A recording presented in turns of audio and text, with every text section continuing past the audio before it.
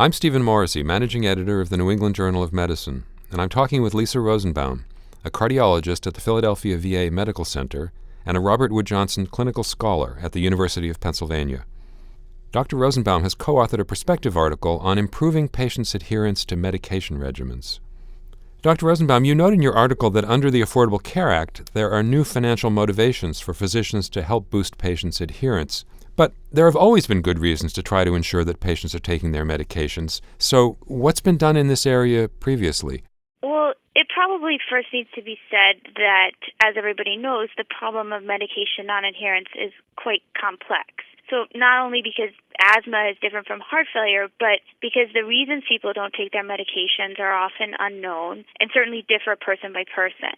So because of that, I've come to think of the problem of medication non-adherence sort of similar to the way I think about the violence associated with gun control, meaning there's no one-size-fits-all solution.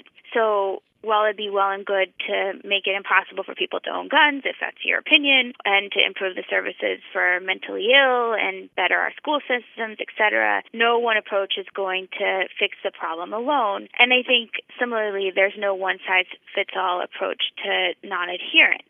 All that said, no matter all the interventions sort of can be grouped into various categories, no matter which disease they're targeting. So there are educational approaches. For instance, people have used mailings to try to educate people about the need to take beta blockers. Those have been a little bit effective. There are interventions that use a lot of feedback and reminders. So for diabetics, for instance, feedback about their glucose control and reminders to take their insulin. There are those that try to reduce the complexity of the regimen. So for instance, like using blister packaging, which a lot of patients really seem to like to set up their meds for the week, or even trying to streamline their regimen so that their dosing frequency is reduced. And then, of course, there are multimodal interventions, which combine any of those. And not surprisingly, multimodal interventions tend to be a little bit more effective than those that only try one approach. But unfortunately, all the interventions we have in our arsenal are sort of only modestly effective. I have had the luck to get to work with a bunch of people at Penn who are doing some really cool things, I think, in this space.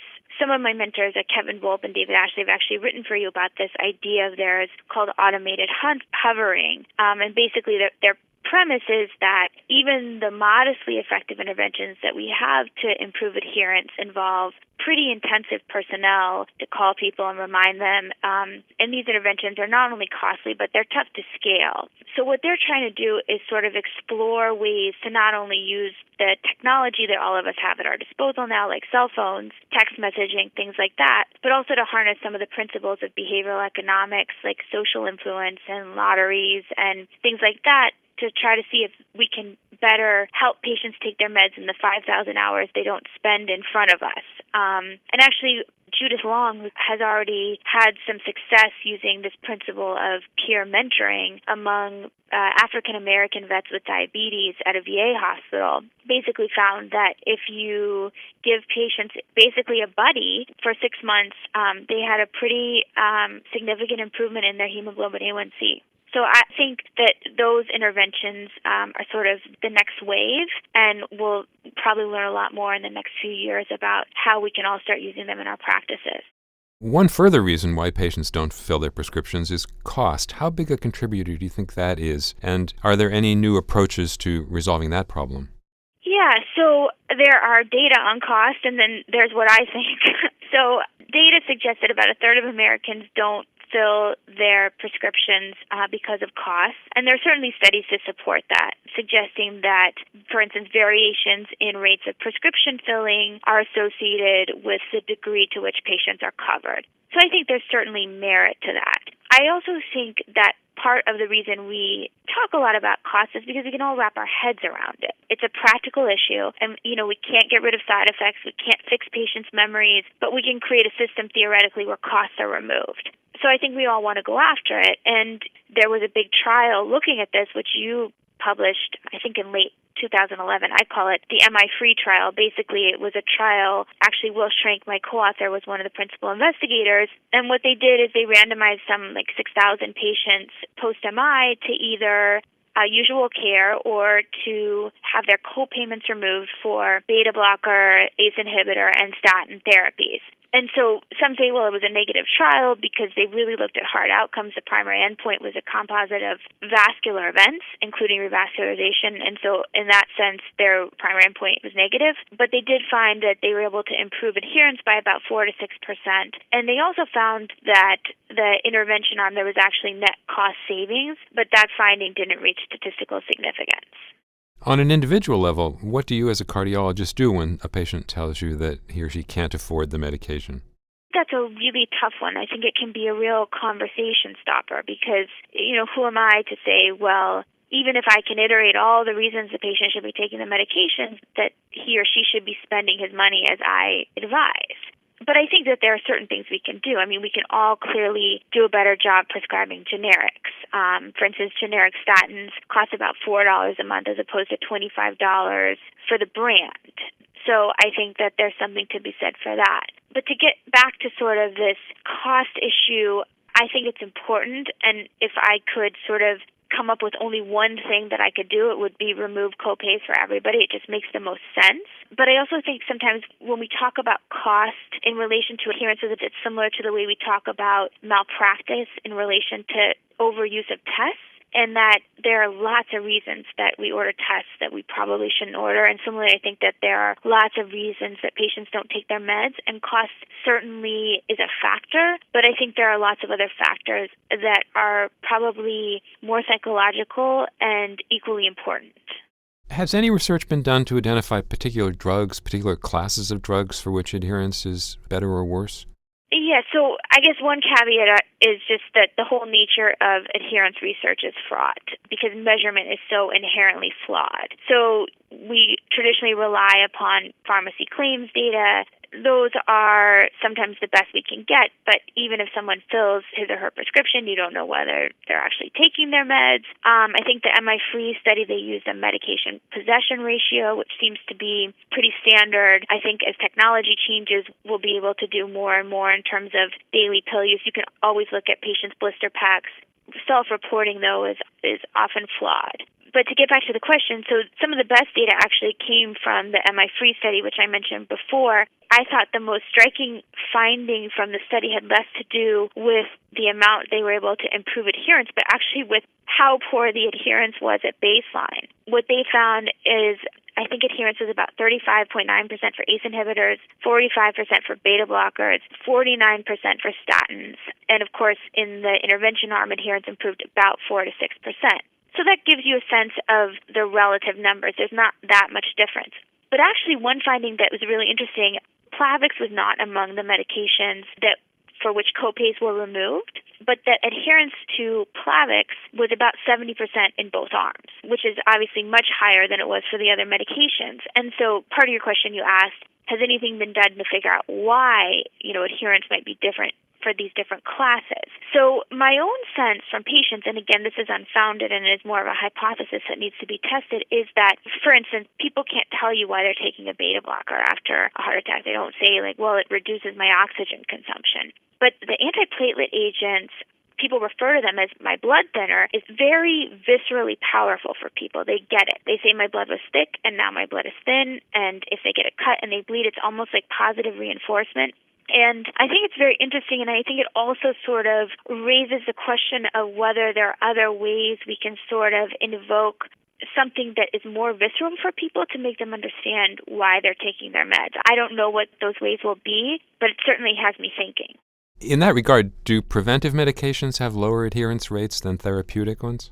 Yeah, so the best data I've seen on this issue has been on statin therapy. I think maybe 2005 or so, there was a big study published that looked at the difference in the use of statin therapy among patients who've had an acute coronary syndrome versus those who have chronic coronary artery disease versus those who are using it for primary prevention. And the differences were pretty stark. I think, still there's a low baseline rate of adherence for everybody. 40% of patients were using their statin who had a heart attack, 36% for those who had CAD, and 25.4% for primary prevention. So you see about a 15% difference. And certainly this mirrors what I see in practice. I had a conversation 2 days ago or so with a patient about, trying to get him to start a statin for primary prevention. And he basically said to me, "Doc, if it ain't broke, don't break it." And I think that this idea of how it is so hard to convince people to do something when they're not already sick.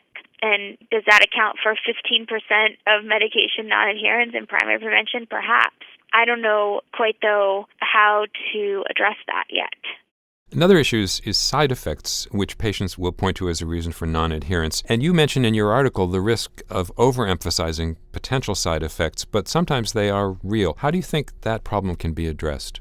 Two things come to mind. One is, since I've started paying more attention to adherence, I definitely sort of, in my clinical work, talk to patients about this a lot more than I used to. And one thing I've found is that, for instance, it used to be that prescribe a medication and I wouldn't see a patient for 6 months at least, and then you ask about the med and they tell you they haven't been taking it, and they stopped like 2 days after because they had a side effect that was intolerable. So one thing I found, and I can't prove that this actually improves adherence, but it seems to at least engage people, is say, okay, let's make a game plan. So if I give you this ACE inhibitor and you have a cough or whatever it is that it might be, let's talk in a week. We'll check your labs. That gets them to sort of come back and have something very concrete to do. And if there's a side effect, then we'll try a different ACE inhibitor or a different antihypertensive or whatever it might be. So I think that helps the patients know that you're not just dismissing their concerns about side effects, because they're certainly a really big deal. And then the other thing I think that often gets lost in a lot of these conversations and sort of is very hard to know how to address with patients is that everything has these inherent trade-offs. So yes, there might be some myalgias associated with statins, but statins also have life-saving properties in the setting of a myocardial infarction. So it's hard to know, and that's part of what I wanted to get to, and can't go too much in depth in the perspective itself, but how much do you point out the potential side effects? You don't want them, you don't want to mention them, and everyone has aches and pains already, so how do you help people discern what is a statin-induced ache and pain from what they had before? That's tough. But I do think as much as possible you try to emphasize the benefits without dismissing their concerns. In your article, you describe an approach implemented by Community Care of North Carolina, which included having clinical pharmacists reduce the complexity of patients' drug regimens. So should regimens routinely be streamlined, especially for patients with chronic conditions? Well, of course the answer is yes, as much as possible. We know that if, for instance, you give a patient a drug 4 times a day, adherence is about 40% lower than if you give them a once daily drug. So I think that we all should try to do the best we can to give patients once daily drugs, whether that, for me, it's giving them Toprol, giving them lisinopril, things like that. So I think that's one approach. As far as I think one of the challenges is that patients often come in on a host of medications, and because they're seeing so many specialists, each specialist is operating independently and can't touch the meds prescribed by the other specialist. So, one can only do so much in terms of streamlining. Given that complexity of providers, whose job should it be to simplify the complexity of the regimens? Well, I guess like anything in medicine, it's everyone's responsibility, which might mean that nobody's doing it. I think it would be really ideal if for, our most complex patients, and I guess this is what case coordination is in essence, is for the 5 or 6 docs who are taking care of any patient to sort of convene once every 6 months or once every 3 months or once every year, whatever it takes, to sort of ask which of these medications can go. How can we make this easier for the patient? We all are living on email now. It's something that wouldn't require face-to-face meeting, but that might be one approach. I think pharmacists are probably as skilled at this as any of us, but the problem is, the pharmacists too have to depend on us giving the thumbs up or thumbs down. So there's a lot of chain that links in the line of communication. So I think the best would probably be to get the physicians to get together. I think this often falls on the shoulders of the primary care doctors, but also they have to depend on the specialists for input. So it's a real challenge. You raised in your article the question of how to gauge in advance a particular patient's likelihood of taking a prescribed medication. So do you have any hunches about the answer to that question? So it's funny, when I first started studying and thinking about adherence, that's exactly what I wanted to do.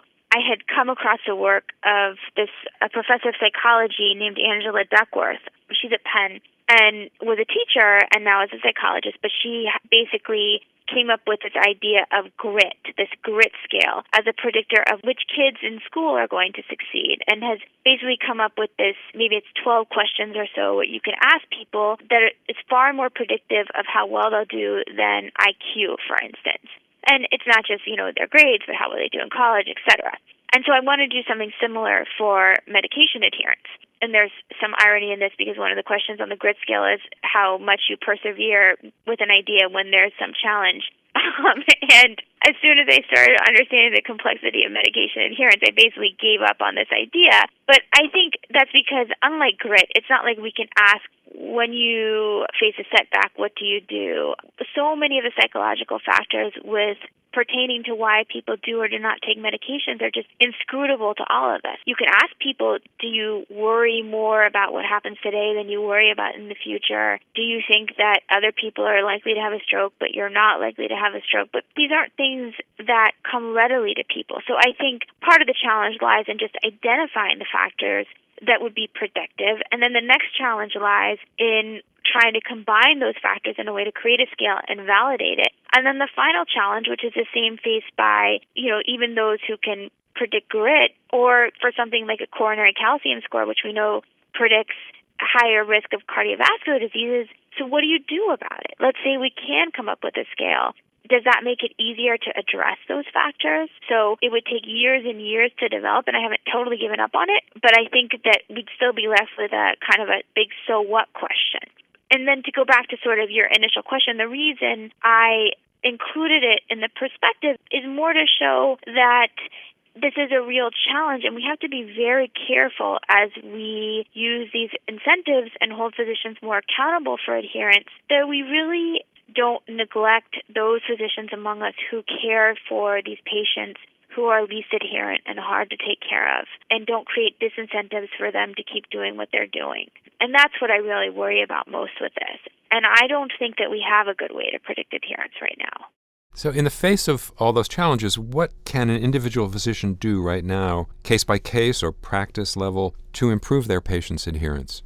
So there's probably some irony in what I'm about to say, because some of the other things I've been thinking about have less to do with adherence and more about how we're thinking about patient satisfaction. And one of if you look at some of the satisfaction surveys, the one for the patient-centered medical home asks some questions like, when you talk about starting or stopping a prescription medicine, how much did your provider talk to you about the reasons you might not want to take a medication? When I read questions like this, I get so irritated because I wonder, how can we be asking physicians to both practice evidence-based medicine, which requires that we prescribe certain medications, for certainly in the setting of a myocardial infarction, but for other indications as well, and then asking physicians to ask patients whether or not they want to take the medication. But in answer to your question, I think that's precisely what I would advise, is not in a prescriptive way, like, do you want to take this medication? Because if you don't, then you don't have to, but really trying to get to know the patient around this. Have you taken medications before? What's it like for you? Does anything about it worry you? Have you had problems in the past? Do you have a routine around it? How do you remind yourself? What do you do if you forget? Do you have someone you trust who you think could help you? Do you know how to reach me if you have a problem? Things like that. Again, this is just purely speculative. I can't prove to you that this works, but I do think patients at least being engaged in this way, knowing that you care, knowing that you're not just the big enforcer trying to tell them to do something they want to do, and then I think it makes it easier for them to come to you if they have a problem. Thank you, Dr. Rosenbaum.